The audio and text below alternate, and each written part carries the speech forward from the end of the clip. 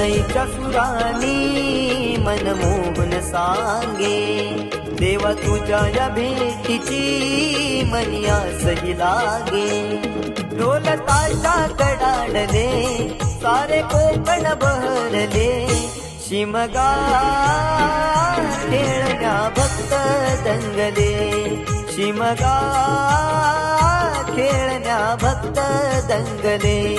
कसा देव माझा नाचतोय र, कसा शिमगा गाजतोय र, देव माझा नाचतोय र, कसा शिमगा गाजतोय र.